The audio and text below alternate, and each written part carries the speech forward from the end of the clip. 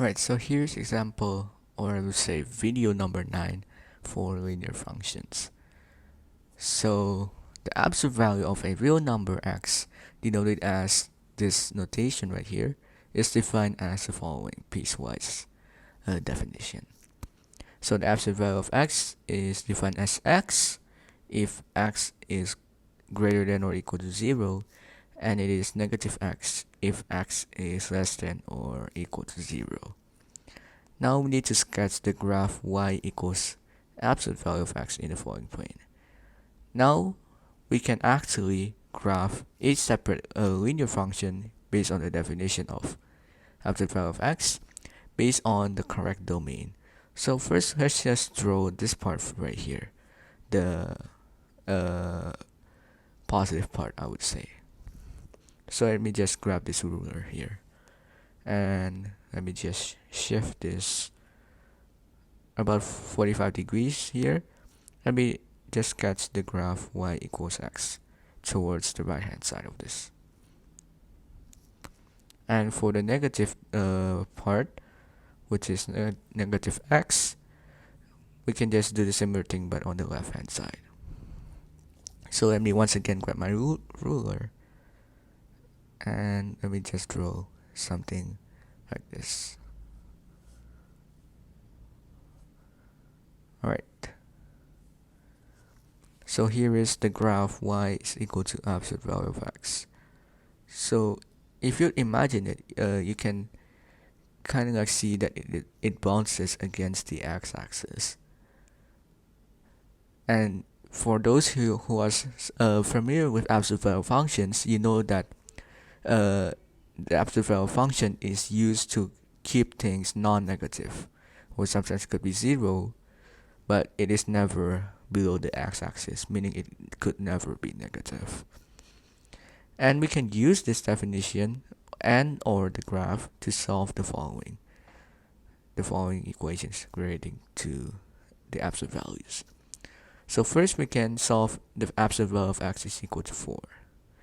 Well, if you try to graph y equals 4 in our sketch of graph in our plane, it would look something like this. Or perhaps I'll just use a different color to make it clear. There we go.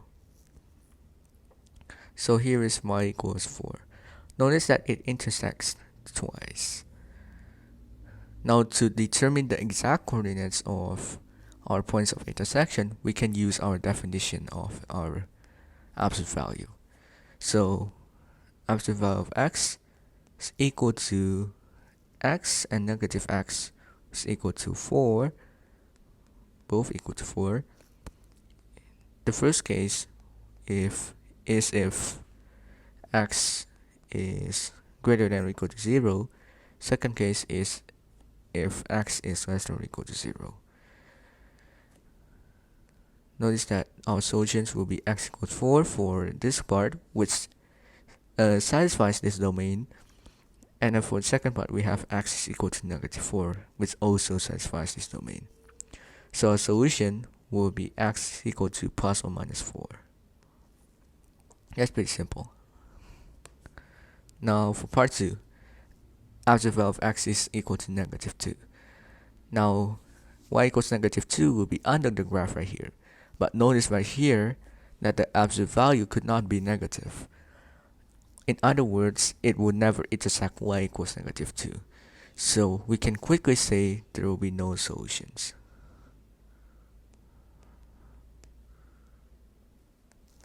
For part 3, this is a bit interesting. We have the absolute value of x plus 2 is equal to 1. Now we can again use our definitions. We can have x plus 2, the positive part, if in this case x is equal to is greater or equal to negative 2. So if you would try to graph this, it would look something like this. So it will be just be like the absolute value function, but instead shifted 2 units to the left, something like that. And it will be negative x minus 2, which is the negative part, if x is less than or equal to negative 2. Now notice that we can set both of these to be equal to 1. For the first part, we have x is equal to negative 1, which satisfies our domain for this. Oops, there we go. And then for this, we have x is equal to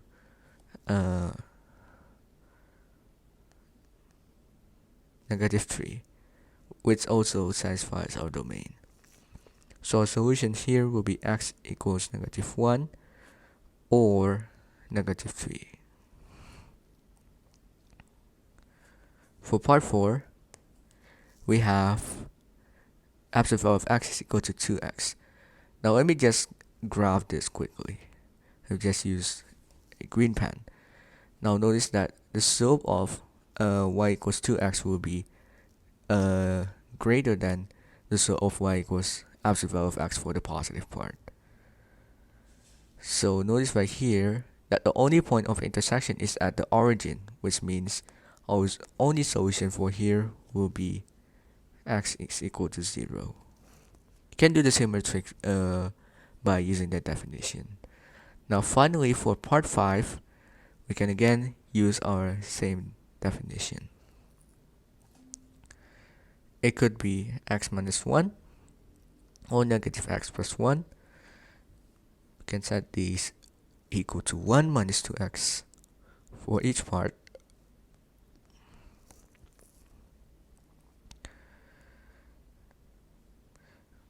Don't forget our domains for each definition. Alright, for our first part, we have x is equal to 2 over 3. However, notice that this is out of our domain right here, since 2 over 3 is less than 1. So therefore, this solution does not apply. Or if you're not sure about your answer, you can just substitute that our solution 2 over 3 to our original equation of the question. And finally, according to the second definition, we have x is equal to 0. And notice that this satisfies our criteria of our domain. So again, our only solution here will be x is equal to 0. And that finishes this video.